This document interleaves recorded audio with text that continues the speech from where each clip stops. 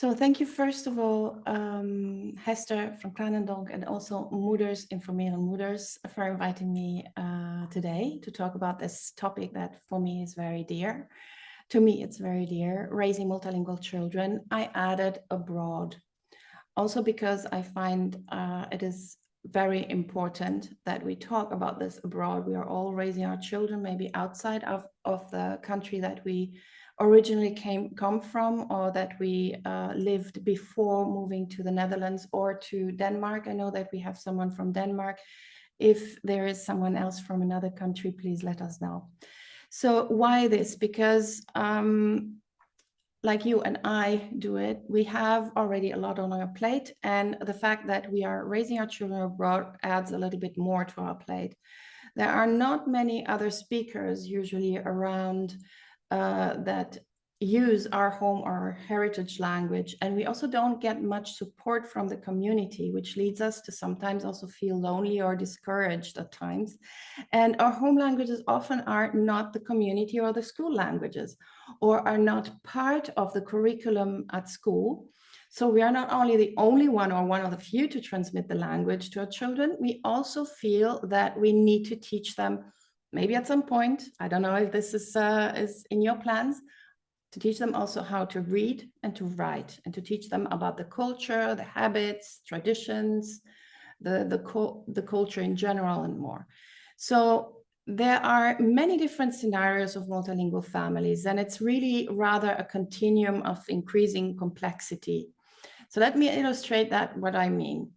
We might speak language purple at home, you see this in the picture, and language yellow in the community. And then we can also follow the strategy when we have the situation, we follow the strategy usually of minority language at home.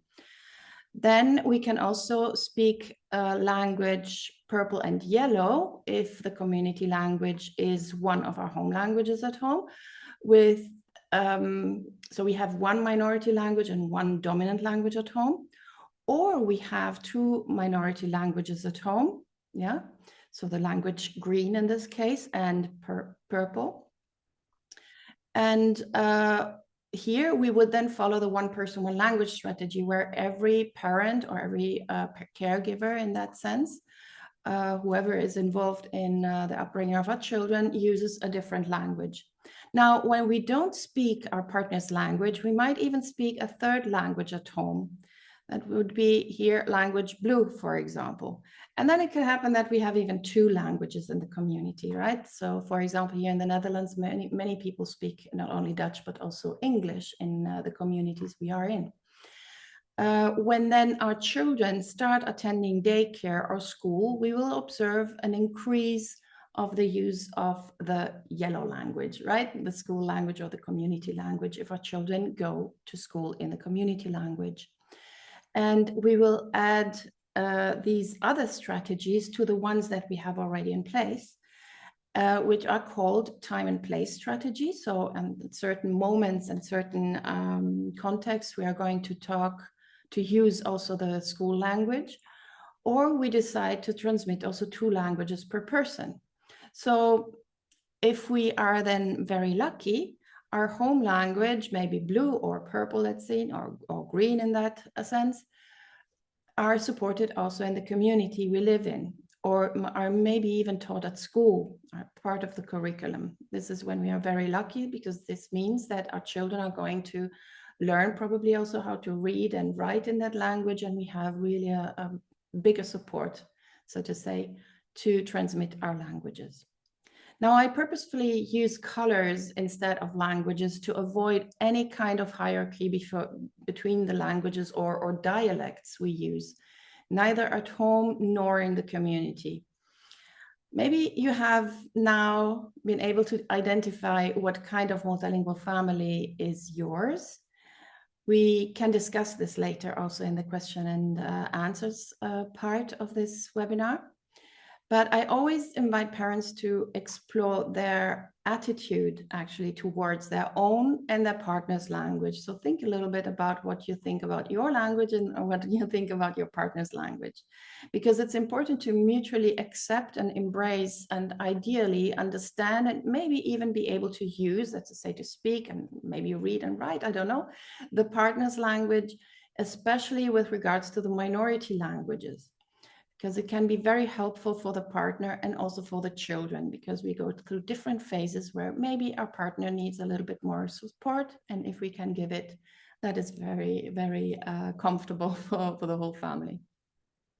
Now, what is important for a healthy and more harmonious and therefore also effective multilingual environment is that there are no power struggles, no hierarchy.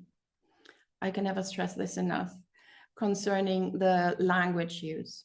That, for example, English is as important and valued as Swiss German. I'm talking about our situation at home. We had Swiss German, German, and Italian as home languages, and English and Dutch as school and daycare languages.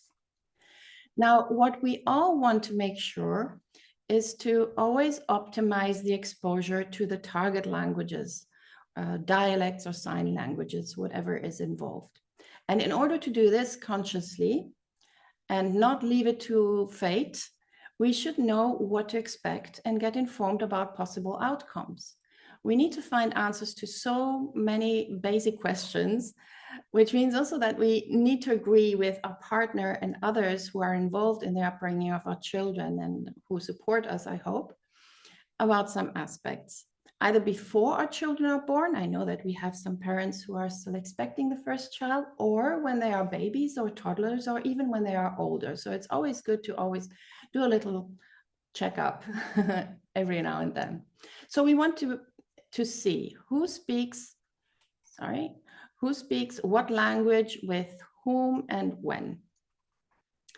And then we want also to know what language strategies work for us. I just mentioned 4. These 4 can also be combined at any time. Well, not at any time, at any time, but when necessary. So what language strategy work for us as parents, our children, and us as a family?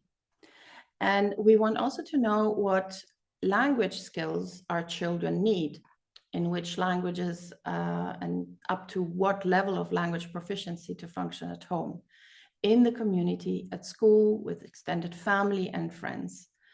And that's for academic reasons and formal and informal settings. So there are many, many things to consider. We want also to know how our children use the languages that they are exposed to and that they are acquiring and learning, and how we use the languages, right? How do our children use their languages with peers, with siblings, with us parents, with extended family, in all kinds of settings? And we want also to know how we can combine the home and the heritage language or languages and the community or the school languages in the most effective way, right?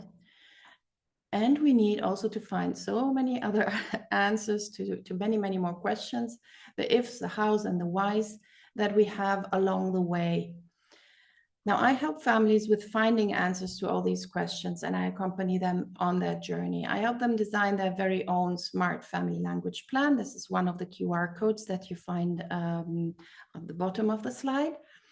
And for those who prefer working on this all by themselves and at their very own pace, I also have online courses for parents of 0 to 4-year-olds and for parents of 4 to 10-year-olds that parents and caregivers can take. That's the green QR code on the slide. Now, for the parents to be, or for those hesitating to find the primary language to use with their babies, allow me to share some questions they would need to find answers for, to define which language to speak when one-on-one with a child. This is very important. First of all, it's important to agree on the languages spoken at home. Which one are we choosing and why? For this, it's crucial to each speak with our children the language that we are most fluent in as the primary language. We can add other languages at any time later if necessary, but with this short checklist from my course for parents of 0 to 4-year-olds, this should help you to find out which one or which languages you should use and choose first. These images at the bottom are from videos on my YouTube channel that explain this all more in detail should you want to dig a little bit deeper and find out maybe a bit more about the background of these questions. And anyways, please be aware that if you are a multilingual parent yourself, it might be that the language that you choose to speak with your child is not the language your parents spoke with you, as your language preference or proficiency might have shifted since you were a child or a younger adult. This can happen to every one of us. So some of us have maybe 2 or 3 languages that could be an option. So think about it carefully. I personally had the choice between 2, my husband also, and so we really needed to take a sound decision when we chose the languages to transmit to our children. We can talk about this also more in detail during the question and answers either today or next week. Now, once we have now decided who speaks what language with whom and when, we might realize that at some point, not from the beginning, but when our children are more verbal, so they start speaking or communicating, that it's not easy to be consistent in the language use with our children, and that also our children maybe are not that consistent in the language use. So having an idea what language the child is exposed to throughout the week and uses throughout the week, with whom and how, can help find out which language might need a little bit more support, a little boost.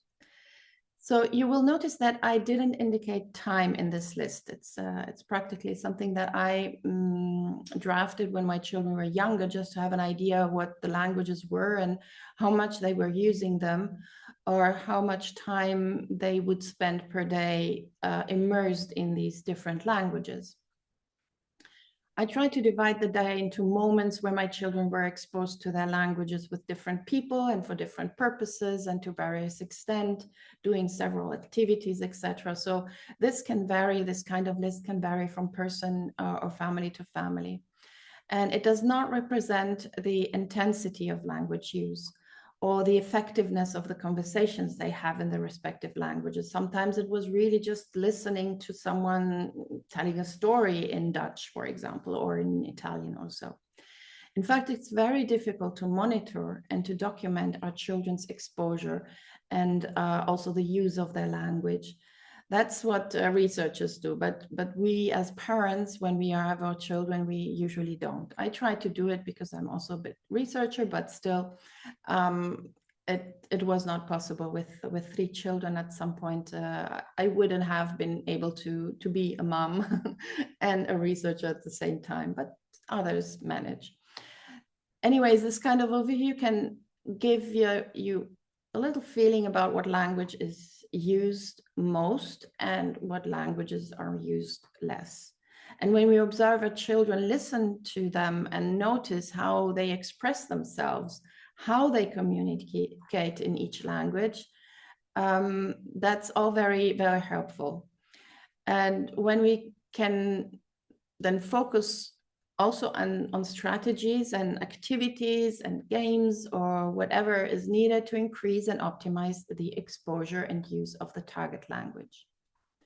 Now, we always need to keep in mind that, and here I want to quote François Grosjean, who has studied bilinguals since the 70s, 80s, what he says about the bilinguals. Now, here the term bilingual, we can also use the term of multilinguals. It's the same. I mean, bilinguals is not only those who use 2 languages by indicating 2, but also those speakers who use multiple languages. I prefer the term of multilinguals, but that is just my choice. Now, what he says here, let me just quickly read it out for you. He talks about this complementary principle that's very important for us to know. Bilinguals usually acquire and use their languages for different purposes in different domains of life with different people, and a little bit further away in this article, to various extent. Different aspects of life often require different languages. Some languages will cover many domains of life, others less. And some will cover domains along with another language or languages. Rare will be the bilinguals who will have all domains of life covered by all their languages. This is very important. And they may find themselves without the resources to produce a good translation. Now, on the right-hand side, you see the balance that is actually not realistic. To have set as a goal a perfectly balanced bilingual or multilingual is something that we should say goodbye to since the start, since the beginning, because it's not realistic. It's maybe a moment that we can have the impression, oh, my child is quite balanced bilingual, but it really always depends on all these factors mentioned in this paragraph. Now, the most important message to retain is that multilinguals do not have equal or perfect knowledge of all the languages, whatever perfect knowledge means, right? I think we all would have different expectations if we were to define this. And I just invite you to think about yourself. What language do you best know names for vegetables, for example, or for fruit, if you use different languages or several languages? Do you cover them equally? Can you name them across all your languages in the same way? Or maybe about tools or geography, maths, politics? Can you talk about all these things the same way in all your languages? I doubt. I try to in mine, but I don't manage. And I hope maybe someone else can, but it's very difficult, or let's say it requires a lot of work. So our children as well, they learn language blue from one parent, language green or yellow, whatever language color we want to choose from the other. And then maybe language orange at school from a teacher, and language whatever brown from their peers or extended family. So each person also speaks about different things and in their own way. I use different words than my husband, and this happens in every family. That's very normal and natural. And at school, our children use then very often an additional language with other people and maybe another one with the community. So a perfect balance is not what we should expect and not realistic to aim for. We usually distinguish between two kinds of multilinguals. The simultaneous multilinguals, who are the ones who acquire the languages from birth or before age 3 or 5, when they are then going to attend daycare, maybe in an additional language, and the successive ones who learn the first additional language or the additional languages after mastering their first language or languages. Now, simultaneous multilinguals acquire their languages in a more natural and spontaneous context and way through daily interactions with us, whereas successive multilinguals learn the additional language in formal settings, at daycare or school, where the language is more academic. Now, so it is more about the when and how they acquired and learned their first languages and the additional languages. Just keep this in mind. What is important to know is that now multilinguals go through the same phases in language development as monolinguals and reach the same milestones. I have several infographics on my website, and actually it's now on the website multilingualfamilies.com. I leave the link at the end. You will find all this at the end. The difference now lays in the fact that children who grow up with multiple languages need to acquire and learn 2, 3, 4 or more languages in the same amount of time. And these languages are transmitted, like I said, in different contexts to different people for different purposes and at different paces. And the whole process, the whole development in each language highly depends on the exposure and the use of the language and the need for the language. Here you see a graphic that illustrates the use of vocabulary. It's practically analyzing the vocabulary score of bilinguals between age 1 year and 10 months and 2 years and 6 months. it's tendentially the same as the one of monolinguals. This is the line of monolinguals. These are the bilinguals, the total vocabulary actually. The amount of words children actively use is what is often taken as a benchmark or a criterion to assess where a child stands with regards to the language development. And there are so many other factors to consider, but around age 2, our children are usually assessed by the Centrum Jeugdgezins, or here in the Netherlands. I don't know how it is in Denmark or the other countries where you're living, but around age 2, children are usually assessed about what and how they produce oral language, if everything is okay. Just to have an overview over whether the child needs some kind of support or where the child might be even ahead of other children or not. And it's the time where many systems then come in place and where you can get help from speech and language therapists and others, psychologists if needed, audiologists if maybe the hearing is a problem, etc. Now, first of all, we need to look at all the languages a child uses regularly. You see here, it is actually the complexity of the languages or both languages used by the children, which in this case is English and Spanish. And we don't have to look only at one of them, right? Like, for example, if our children know the name for this furry companion in Spanish, Italian, and German, so perro, cane, and hund, we need to count all those words, 3 words, not the fact that they know what this animal is called in general.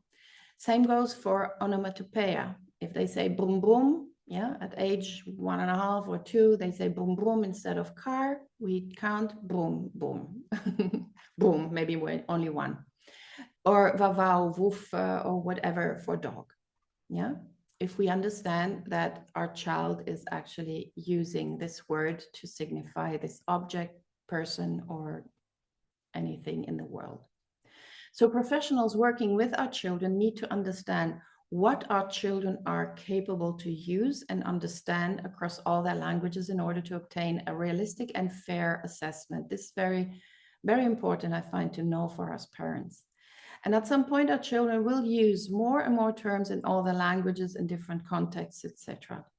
And of course, they need to achieve a certain level of proficiency in order to succeed academically and to function in our society. But we need also to give them time and to provide a lot of input. But what always has positive effects on language development is increased, rich, which means varied language input in the target language or the target languages. And this means spending more time with them one-on-one. If we are transmitting 2 or 3 different languages in our family, then we have really to make time to spend time one-on-one to have conversations, communicating with them, talking more and listening more than maybe parents who are raising their children with only 1 language. And we want to work on strategies that make communication as effective and enriching, and not only to build the vocabulary, but also for our children to gain more confidence in using the languages. And this implies also to understand how the syntax works.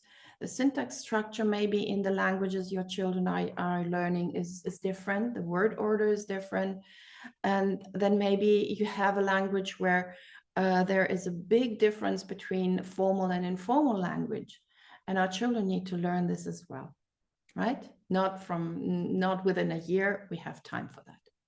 Now, when our children start attending daycare or school in an additional language, we can observe that the language of instruction, this is the blue one, or school language, will develop faster and in almost exponential way compared to the home languages for very obvious reasons, because they are spending more time in that setting and need to function in the language. So they need to understand it, learn how to read and write it, learn how to do maths, talk about various topics, analyze, infer, explain, etc.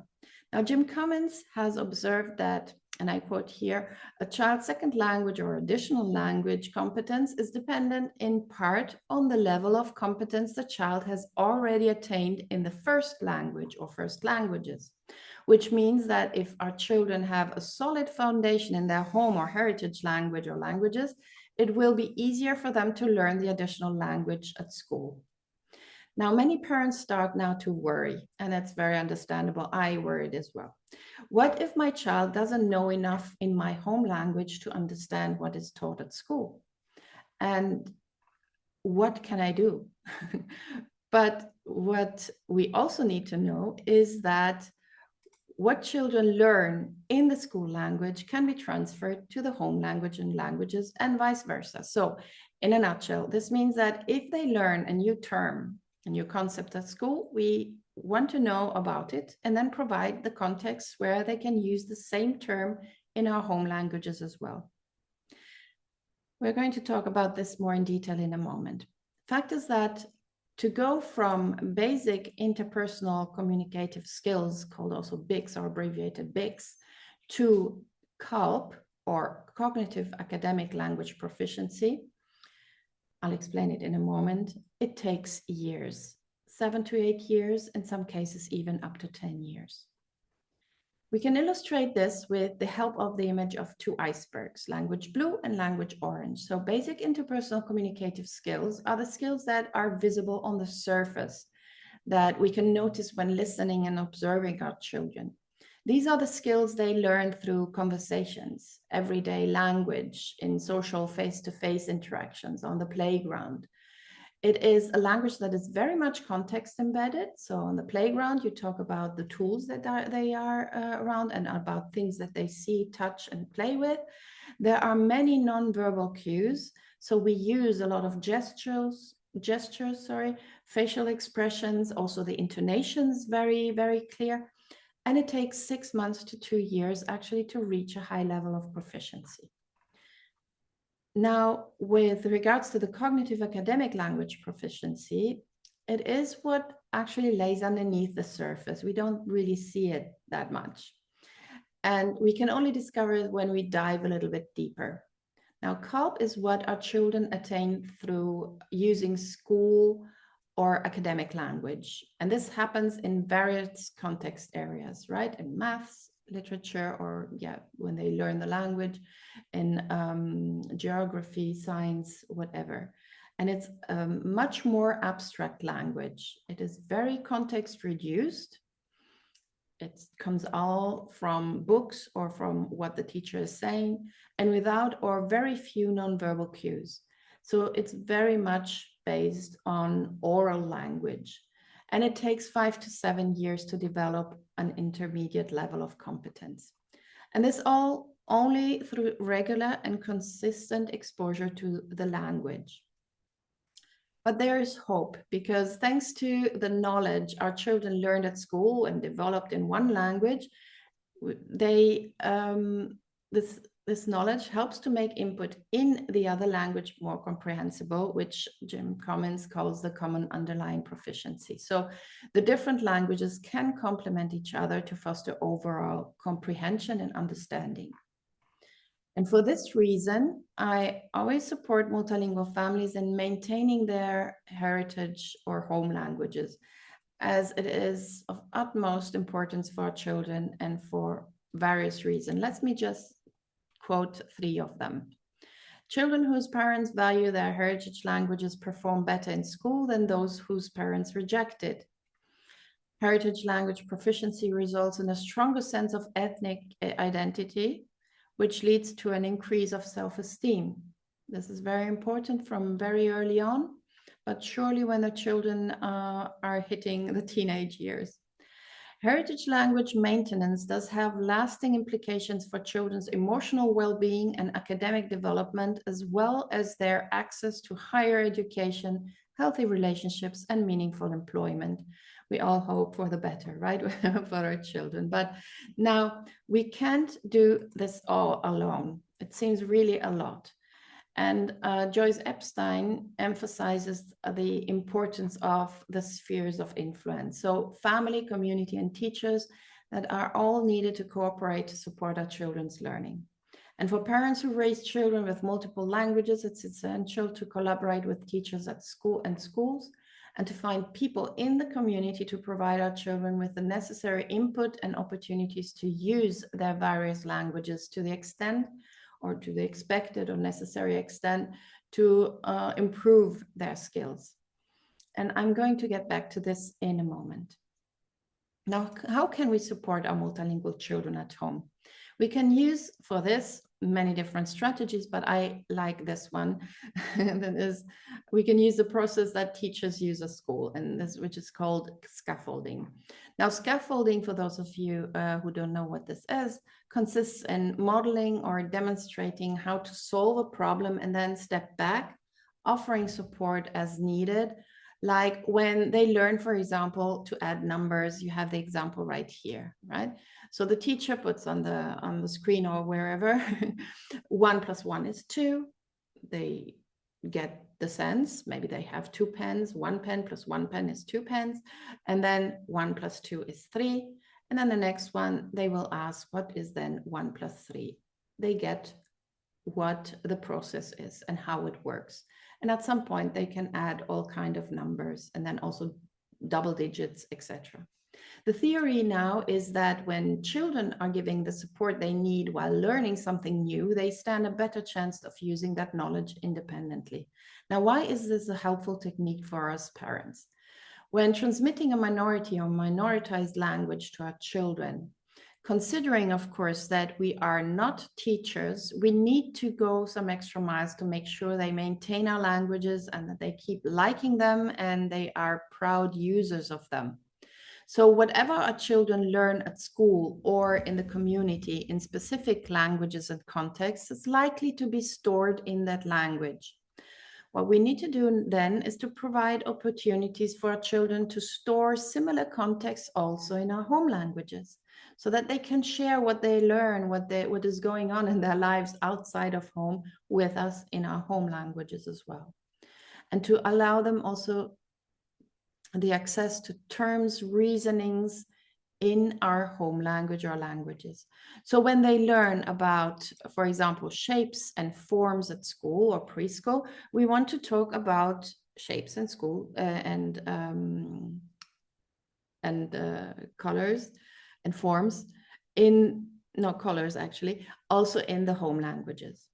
And when they talk about fractions, we may want to mention how the different parts are called in our home language. This is just an example, and maybe you decide for something else. Notice here that for us, we had, among others, German as home language, and English was the language of instruction for my children. So it was not that easy for my children to make this process for bridging between the two languages. But their friends who had Italian and French as home languages, it was easy peasy. They said, okay, that's a numeratore, denominatore. It sounds like numerator, denominator.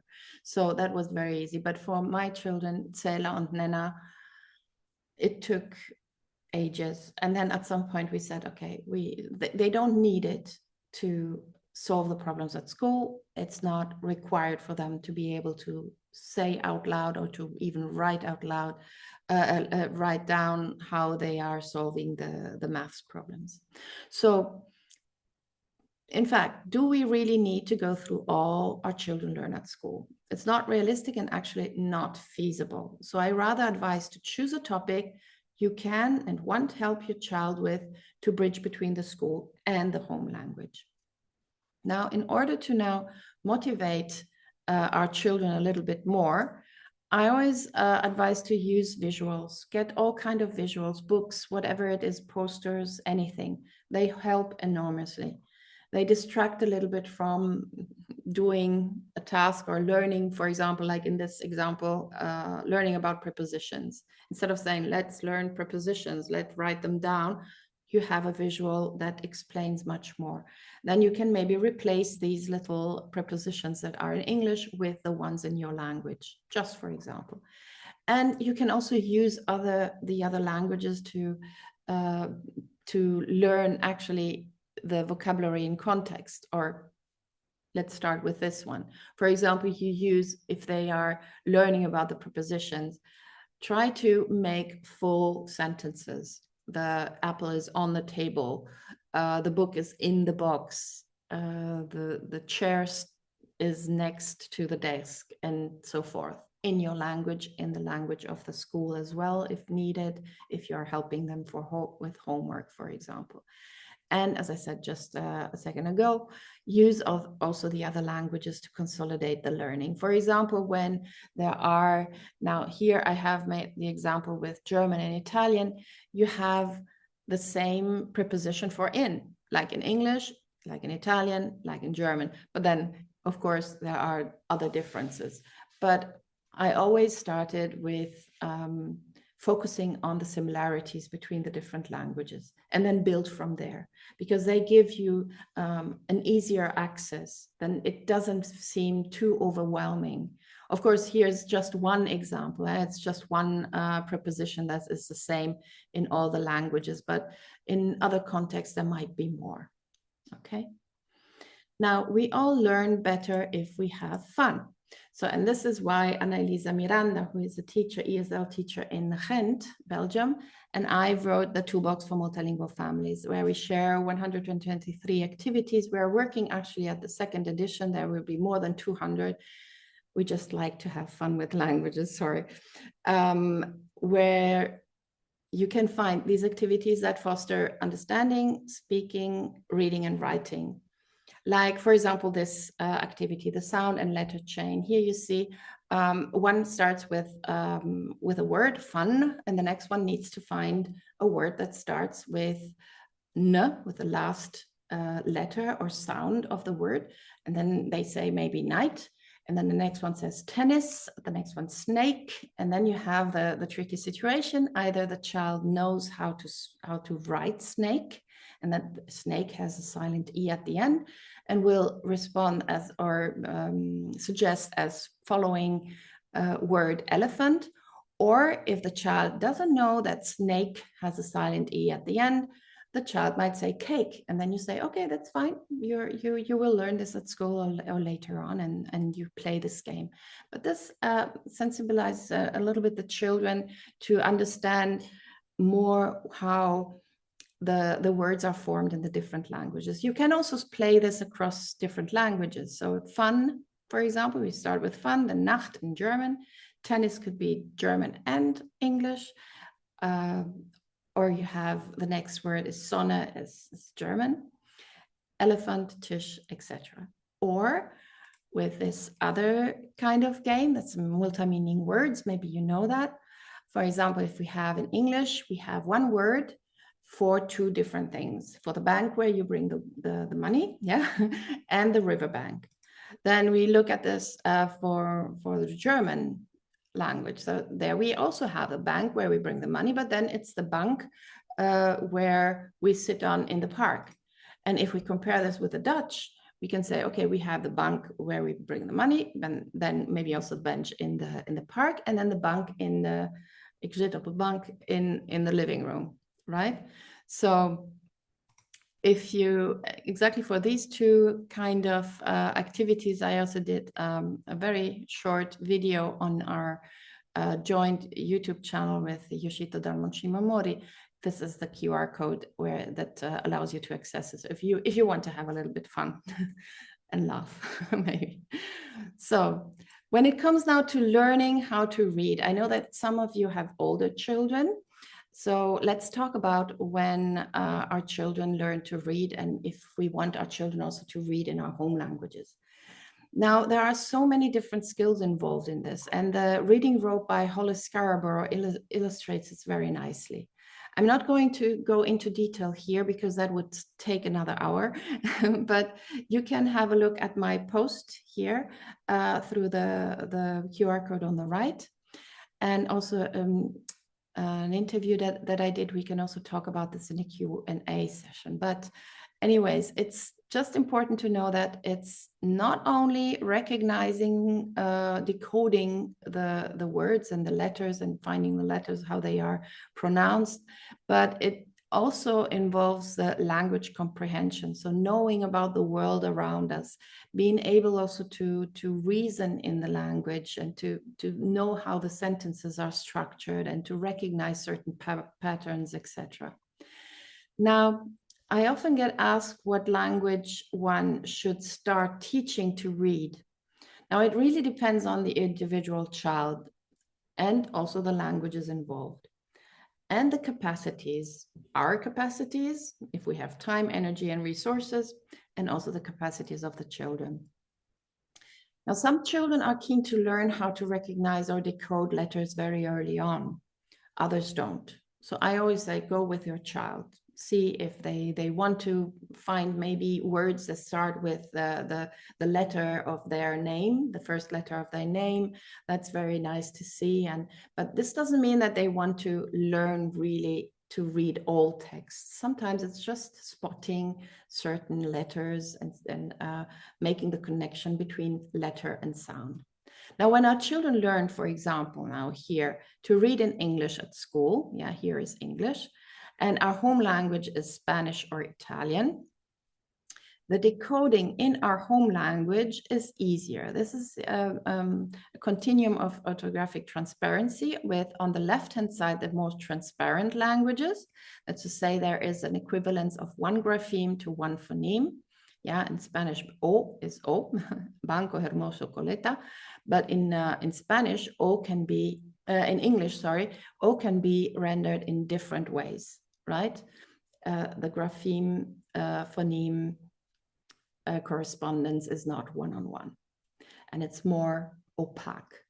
So when our home languages are on the left-hand side of the school language, our children will most probably be more motivated to learn how to read in our home language, and it will be easier for us, an easier task for us parents to motivate them, because it will seem for them much easier than what they are learning at school.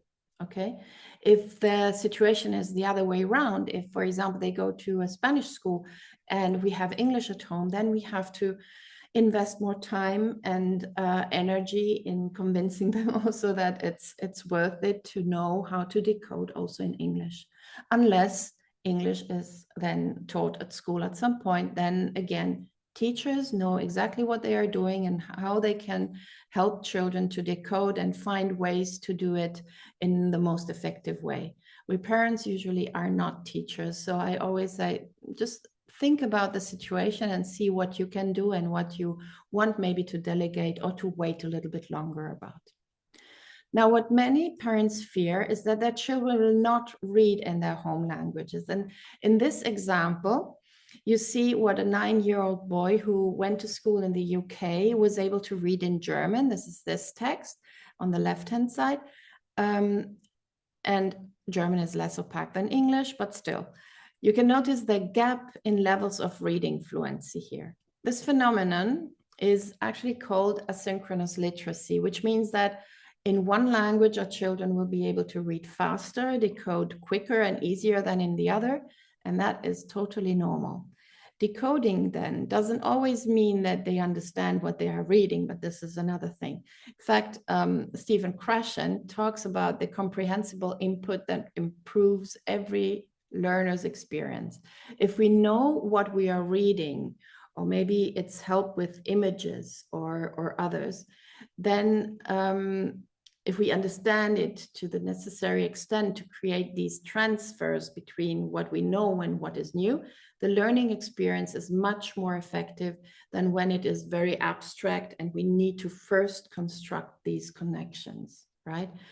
I invite you to watch the interview we did also with Sabine Little about this asynchronous literacy. You can access this through the QR code. I'm going to share all the slides with you after the webinar.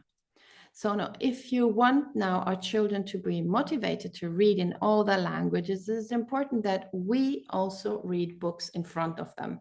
I don't say devices, because this will only distract them and want to grab the device.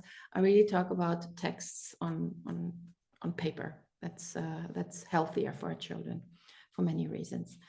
So it can be books, texts, posters, whatever, signs, on the street, that we read in front of them, that they know, okay, there is something that is interesting in these dots on a page or on a board that makes it necessary for me to be able also to decode it.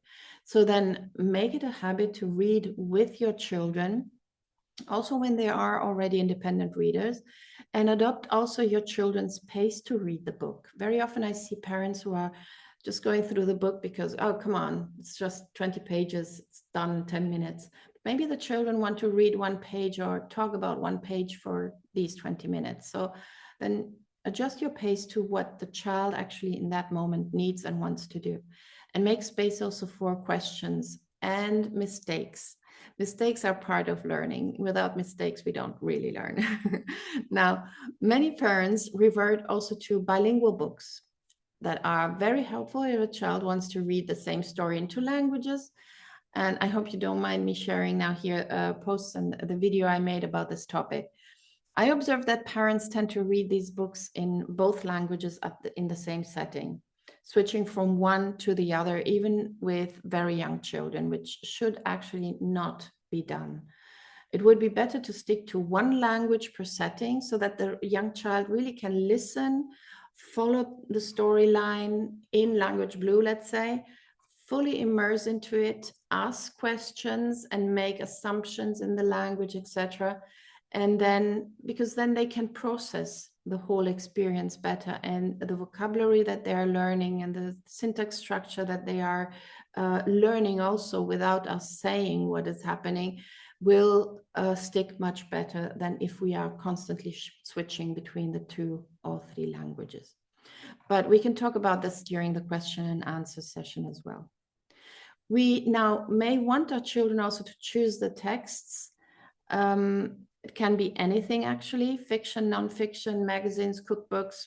One of my daughters loved cookbooks, audiobooks, anything that sparks their interest. On my website, I also share a checklist about how multiliteracy friendly your home is. And I already mentioned earlier that we cannot do this all by ourselves. Our children need peers to talk with, to communicate with, and preferably also other adults. So I invite you to join my private Facebook group if you haven't done so yet. It's called Multilingual Families, where you can find people around the world, maybe having the same kind of language constellations that you have. It's plenty of families, experts in the domain of phrasing, multilinguals, also speech and language therapists, researchers, etc. Or if you want, you can sign up for my monthly newsletter. You're also very welcome to have a look at my YouTube channels where I share ideas and knowledge about multilingualism, etc. But now it's enough from me. I see that the time really went by very quickly for me. It's time for you to ask some questions today already.